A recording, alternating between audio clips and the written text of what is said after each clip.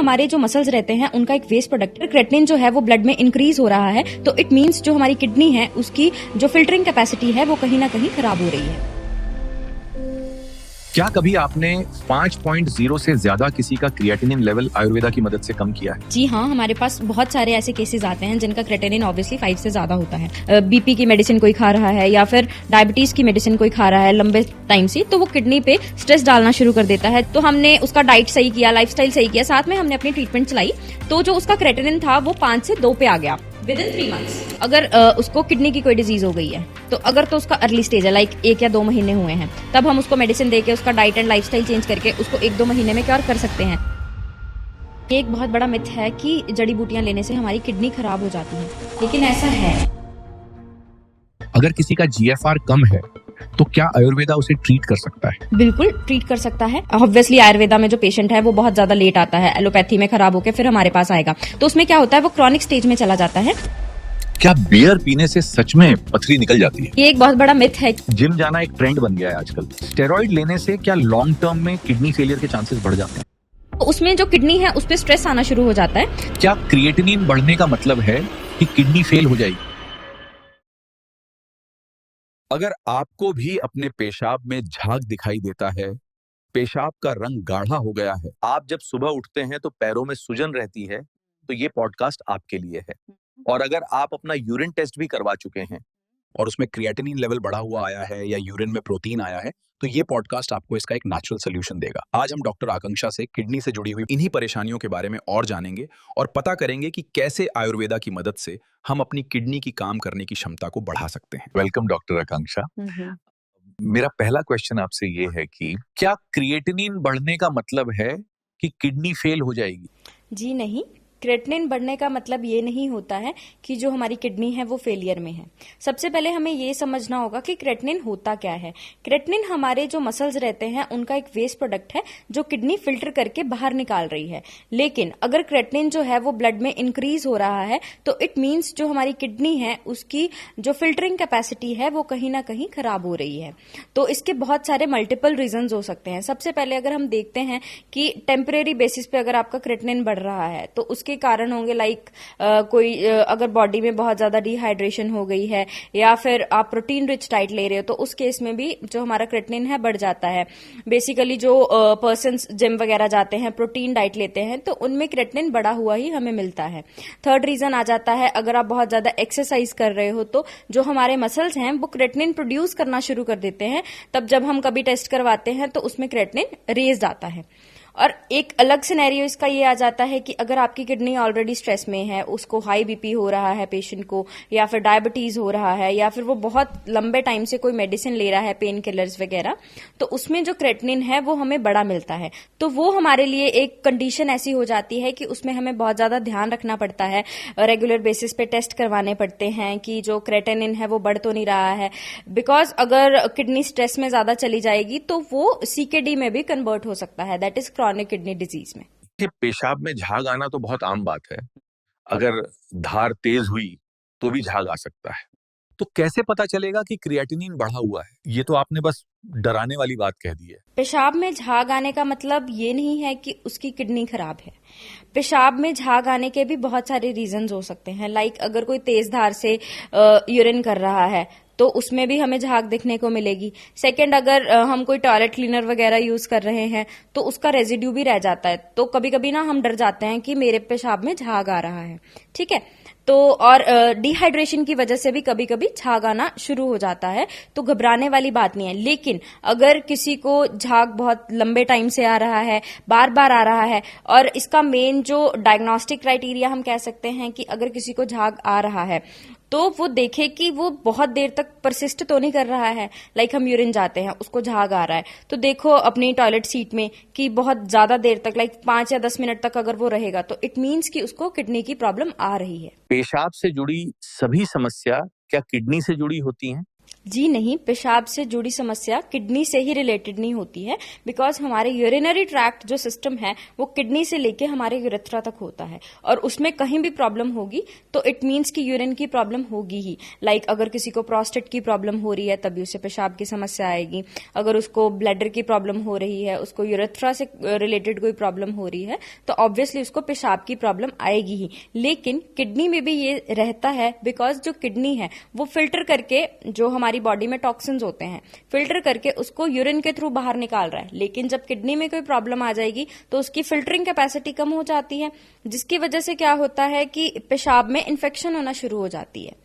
और कभी कभी जो यूटीआई के केसेस भी हो जाते हैं उसके भी बहुत सारे रीजंस है, लाइक डिहाइड्रेशन हो गई, या फिर डायबिटीज के केस में भी ये बहुत ज्यादा देखने को मिलता है। बिकॉज डायबिटीज का तो एक नॉर्मल सा कह सकते हैं कि बहुत कॉमन सिम्टम है कि उसको पॉलीयूरिया होता है। पॉलीयूरिया मतलब इसको बार बार यूरिन आ रहा है, तो हम ये नहीं कह सकते कि सारी प्रॉब्लम जो पेशाब से जुड़ी है वो किडनी की ही होगी। आप बोलते हो प्रकृति एनालिसिस के हिसाब से खाना खाओ, दवाई खाओ, पर आप भी तो ऑनलाइन सभी को सेम ही दवाई दे रहे हो। कई लोग तो ये दवाई प्रकृति जाने बिना ले लेते हैं, तो उनपे क्या आपकी दवाई काम नहीं करेगी? हाँ, ये आपकी बात बिल्कुल ठीक है, हम भी ऑनलाइन मेडिसिन ही दे रहे हैं, ऑनलाइन कंसल्टेशन ही करते हैं।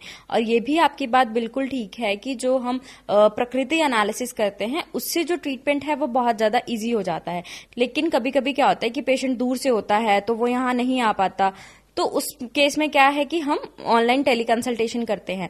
लेकिन जो हम ऑनलाइन मेडिसिन देते हैं वो यूजुअली सेफ होती हैं, ठीक है, और इजी टू टेक होती हैं और उसके कोई साइड इफेक्ट्स नहीं रहते, तो इसलिए हम टेली कंसल्टेशन में उसको दे सकते हैं। अगर हमें लगता है कि कोई पेशेंट ज्यादा सिक है या उसको ज्यादा प्रॉब्लम है तो हम उनको अपने पास बुला के एक उनके लिए कस्टमाइज ट्रीटमेंट या पर्सनलाइज ट्रीटमेंट दे सकते हैं। ऑनलाइन कंसल्टेशन से लोगों को दवाई देना बिना उनकी प्रकृति जाने कैसे एक सेफ सॉल्यूशन है? कोई भी बीमारी हमारे शरीर में बिना कारण के तो लगती नहीं है, तो उसका कोई ना कोई रूट कॉज होता ही है। तो जब हम पेशेंट की हिस्ट्री लेते हैं, डिटेल्ड हिस्ट्री लेते हैं, तब हमें पता चल जाता है कि उसका रूट कॉज क्या है। तो हमारा प्राइमरी ट्रीटमेंट हमेशा यही रहता है कि हम उसका रूट कॉज ट्रीट करें, तो सिम्टोमेटिक रिलीफ उसको खुद ही आ जाता है। अगर किसी का जीएफआर कम है तो क्या आयुर्वेदा उसे ट्रीट कर सकता है? बिल्कुल ट्रीट कर सकता है, लेकिन अभी हमें यह समझना होगा कि जीएफआर क्या है। Glomerulus filtration rate means kidney की फिल्ट्रेशन कैपेसिटी कितनी है।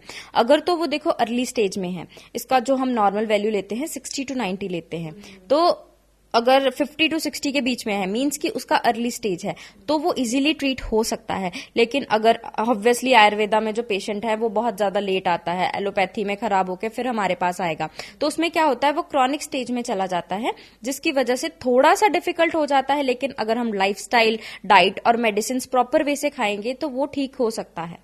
क्या कभी आपने 5.0 से ज्यादा किसी का क्रिएटिनिन लेवल आयुर्वेदा की मदद से कम किया है? जी हाँ, हमारे पास बहुत सारे ऐसे केसेस आते हैं जिनका क्रिएटिनिन ऑब्वियसली 5 से ज्यादा होता है, और हमारे पास तो ऐसे पेशेंट भी आते हैं जो डायलिसिस में जा रहे होते हैं, लेकिन हम उसका ट्रीटमेंट कर सकते हैं। हाँ, ये जरूर है कि वो रिवर्स करना बहुत ज्यादा डिफिकल्ट हो जाता है, बिकॉज 5 क्रिएटिनिन मीन्स कि किडनी बहुत ज्यादा डैमेज हो चुकी है, और किडनी डैमेज हो चुकी है इट मीन्स कि वो फिल्टर भी नहीं कर पा रही है, टॉक्सिन्स हमारे बॉडी में रह रहे हैं, वो शरीर से बाहर नहीं निकल पा रहे हैं। तो इसमें भी वही सेम क्राइटेरिया है, अगर आप अपना लाइफस्टाइल सही रखोगे, अपना डाइट सही रखोगे, मेडिसिन प्रॉपर खाओगे, तो आपका जो क्रेटिनिन है वो कम होना शुरू हो जाता है, मींस कि किडनी की रिस्टोरेशन होना शुरू हो जाती है। जो क्रेटिनिन है वो कोई बड़ी चीज नहीं है, लेकिन अगर हमारी किडनी ऑलरेडी स्ट्रेस में है, लाइक उसको बीपी की प्रॉब्लम है या फिर उसको डायबिटीज की प्रॉब्लम है, तो उस केस में टफ हो जाता है उसको रिवर्स करना। लेकिन अगर पेशेंट जो है वो हेल्दी है और किसी वजह से उसका क्रेटिनिन बढ़ रहा है तो उसको हम इजीली कम कर सकते हैं। क्या सर दर्द और पेट दर्द की दवाइयां जो पेन किलर्स हैं उनसे किडनी खराब हो सकती है? जी हाँ, खराब हो सकती है अगर हम उसका टेम्परेरी बेसिस पे यूज कर रहे हैं। लेकिन लाइक आज मेरे को अगर पेट दर्द हो रही है, मैंने गोली ले ली, तो कल को वो मुझे कुछ नहीं कहेगी क्योंकि हम कभी कभी उसका यूज कर रहे हैं। लेकिन अगर आप किसी पेन किलर का, चाहे वो सर दर्द की है, पेट दर्द की है, कोई भी पेन किलर है, अगर आप उसका रेगुलर यूज कर रहे हो तो वो long term side effect obviously आपको दिखाएगी, आपकी किडनी पे इफेक्ट आना शुरू हो जाता है। फॉर एग्जाम्पल अगर हम ले लेते हैं बीपी की मेडिसिन कोई खा रहा है या फिर डायबिटीज की मेडिसिन कोई खा रहा है लंबे टाइम से, तो वो किडनी पे स्ट्रेस डालना शुरू कर देता है, जिसको हम बेसिकली डायबिटिक नेफ्रोपैथी भी कहते हैं, कि डायबिटीज की वजह से या फिर हाइपरटेंसिव नेफ्रोपैथी की हाइपरटेंशन की वजह से हमारी किडनी पे स्ट्रेस आना शुरू हो जाता है। तो वो सारे रीजंस इसी की वजह से रहता है। एक तो हम मेडिसिन वैसी खाते हैं, सेकेंडली हमारा लाइफस्टाइल वैसा है, डाइट वैसी है, तो वो ऑब्वियसली किडनी को डैमेज करना शुरू कर देती है। क्या आयुर्वेदा से डायलिसिस का पेशेंट ठीक हो सकता है? मेरे पास एक पेशेंट आया था, उसको भी किडनी की प्रॉब्लम थी, उसका भी क्रेटिनिन इतना ही था 5 to 7, बट जब वो एलोपैथी डॉक्टर के पास गया तो उन्होंने उनको कहा कि आप एक बार डायलिसिस करवा लो तो आपका जो क्रेटिनिन है वो नीचे चला जाएगा। बट डायलिसिस एक आर्टिफिशियल प्रोसीजर है, उसमें वो ब्लड को प्यूरिफाई कर देते हैं, लेकिन दोबारा से वही प्रॉब्लम आना शुरू हो जाती है। उस टाइम हम ये नहीं समझते हैं कि जो हमारी किडनी है उसकी फिल्टरिंग कैपेसिटी कम हो रही है और उसका रूट कॉज क्या है। लेकिन वो पेशेंट ऐसा था कि उसको कोई भी प्रॉब्लम नहीं थी, ना कोई बीपी था, ना कोई उसको डायबिटीज थी। तो हमने उसका डाइट सही किया, लाइफस्टाइल सही किया, साथ में हमने अपनी ट्रीटमेंट चलाई, तो जो उसका क्रेटिनिन था वो 5 से 2 पे आ गया विद इन 3 months। एंड अगर उसी केस में हमारे पास कोई क्रॉनिक पेशेंट आता है जिसका जो क्रेटिनिन है वो 7-8 ऐसे चला गया है, उसको डायबिटीज भी है, उसको बीपी भी है, तो उस केस में बहुत मुश्किल हो जाता है। क्या होता है कि हम तो पेशेंट को ट्रीटमेंट दे देते हैं, लाइफस्टाइल बता देते हैं, उसकी डाइट बता देते हैं। जब तक पेशेंट की खुद की विल पावर नहीं होगी कि मुझे ठीक होना है, तब तक देखो कुछ नहीं हो सकता। तो ये सारी चीज एक इंटरकनेक्टेड रहती है। लाइक हमने ट्रीटमेंट अच्छा दिया, उसका डाइट चेंज किया, लाइफस्टाइल चेंज किया, साथ में पेशेंट की खुद की जो विल पावर है वो बहुत ज्यादा स्ट्रांग होनी चाहिए, तो वो उसको रिवर्स करने में बहुत इजी बना देता है। पिछले 5-10 साल में ही इतने सारे क्रिएटिनिन और प्रोटीनूरिया के केसेस बढ़ कैसे गए हैं? कहीं डॉक्टर्स और टेस्ट करने वालों का कोई स्कैम तो नहीं है?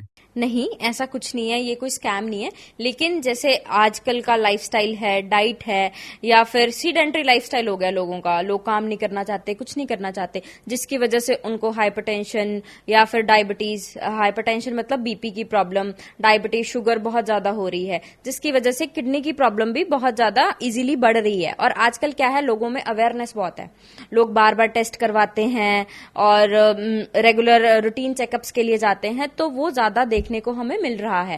पहले क्या होता था कि लोग टेस्ट ही नहीं करवाते थे, अगर उनको थोड़ी बहुत प्रॉब्लम भी आती थी तो लोकल डॉक्टर से जाके मेडिसिन ले लेते थे।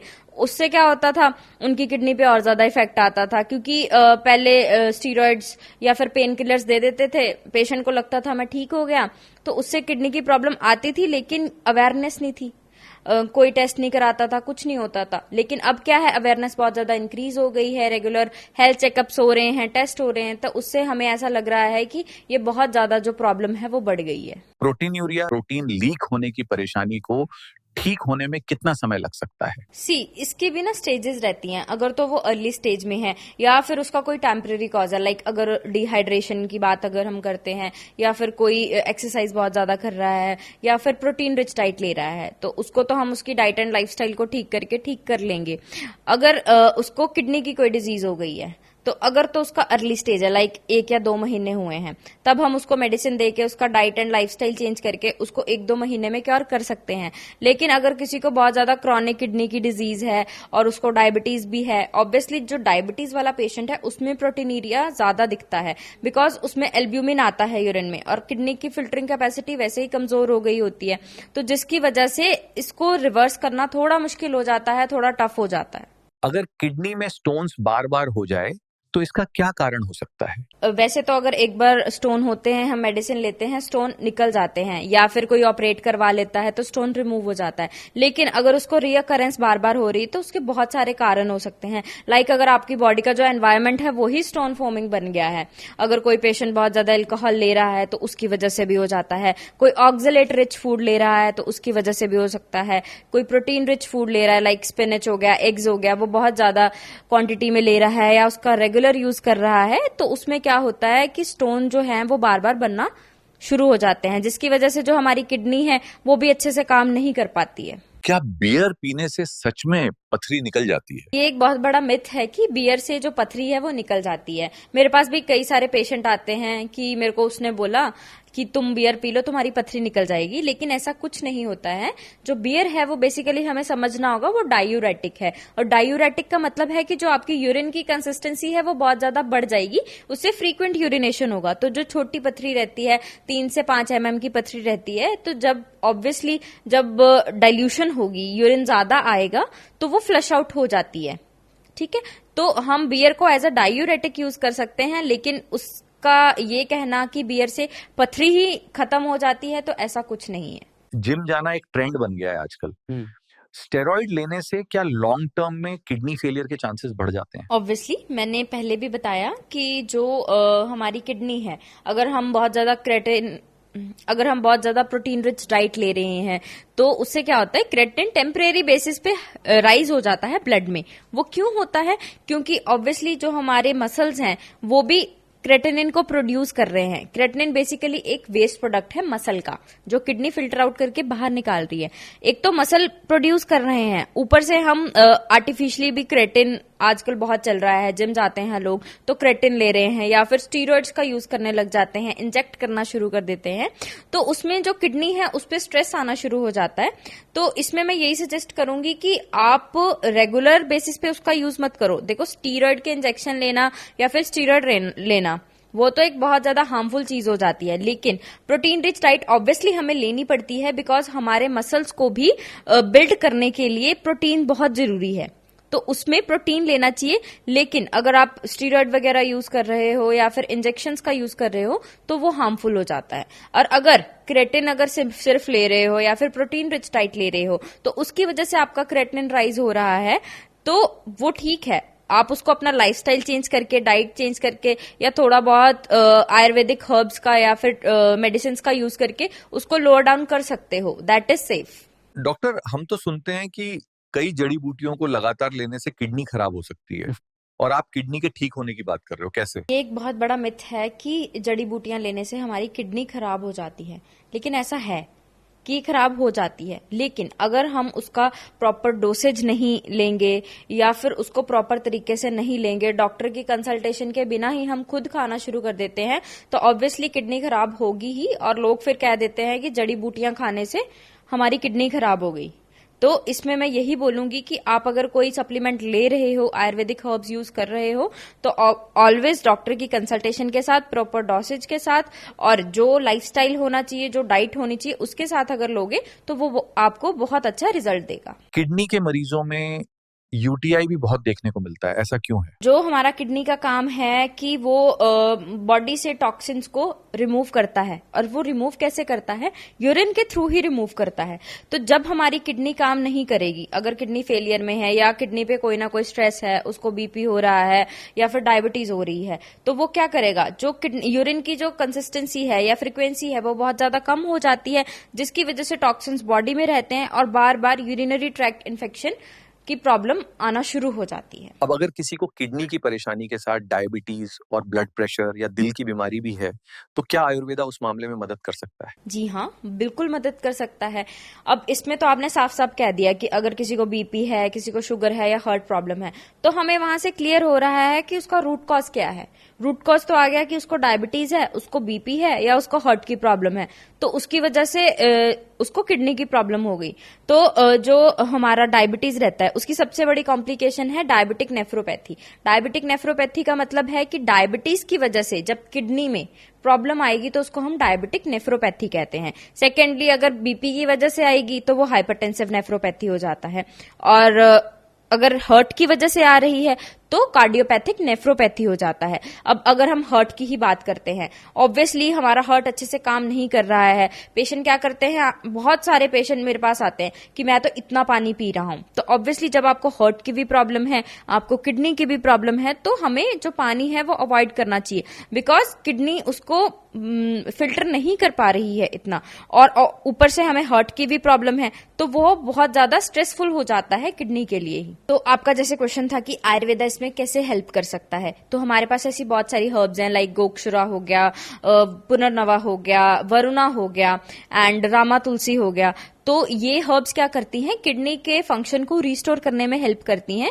वैसे ही हमारे पास लाइफ वेदा में भी एक हमारी फॉर्मुलेशन है किडनी रिस्टोर, उसमें ये सारी हर्ब्स हैं, प्रॉपर डोसेज के साथ हैं, प्रॉपर उसकी जो फॉर्मुलेशन होनी चाहिए हमारी कि किस अमाउंट में, किस क्वांटिटी में हमें लेना है, वो आप ले सकते हो। और इसका जो वे है लेने का वो भी बहुत इजी है, इजी टू टेक है। लाइक एक कैप्सूल मॉर्निंग में और एक कैप्सूल इवनिंग में आप ले सकते हो। अगर किसी की एक किडनी फेल हो चुकी है तो सिर्फ एक किडनी के भरोसे कोई कितने लंबे समय तक रह सकता है? मेरे पास भी ऐसे कई पेशेंट्स आते हैं जो कहते हैं कि मैम मेरी एक किडनी है तो मैं इजीली लाइफ स्पेंड कर सकता हूँ। जी हाँ, बिल्कुल कर सकते हो। एक किडनी पे लाइफ स्पैन जो है वो बहुत लंबा जा सकता है और एक किडनी हमारी बॉडी को हैंडल कर सकती है। लेकिन अगर हमारे बॉडी में कोई डिजीज नहीं है, लाइक अगर उसको डायबिटीज नहीं है, बीपी नहीं है, नॉर्मल है पेशेंट, क्योंकि ऐसा होता है ना कभी कभी कि मैंने अपनी एक किडनी उसको दे दी, या फिर किसी पेरेंट ने अपने बच्चे को दे दी, या बच्चे ने किसी पेरेंट को दे दी, तो वो बहुत नॉर्मल हो जाता है। तो उसमें जो पेशेंट है वो इजीली अपनी लाइफ को स्पेंड कर सकता है। हमारी जो एक किडनी है वो फिल्टरिंग कैपेसिटी उसकी अच्छी होती है और वो अच्छा काम कर सकती है। लेकिन वही चीज है, अगर उसके ऊपर स्ट्रेस आ गया, अगर उसको अंडरलाइन कॉज है, कोई बीपी है या फिर शुगर है या फिर कार्डियक कोई डिजीज है, तो ऑब्वियसली उसका जो लाइफ स्पैन है वो कम हो जाता है और फिल्टरिंग कैपेसिटी तो ऑब्वियसली कम हो ही जाएगी और किडनी फेलियर के चांसेस बहुत ज्यादा इंक्रीज हो जाते हैं। किडनी से जुड़ी किसी भी परेशानी से जुड़े अगर आपके कोई भी सवाल हैं तो नीचे कमेंट सेक्शन में जरूर पूछें।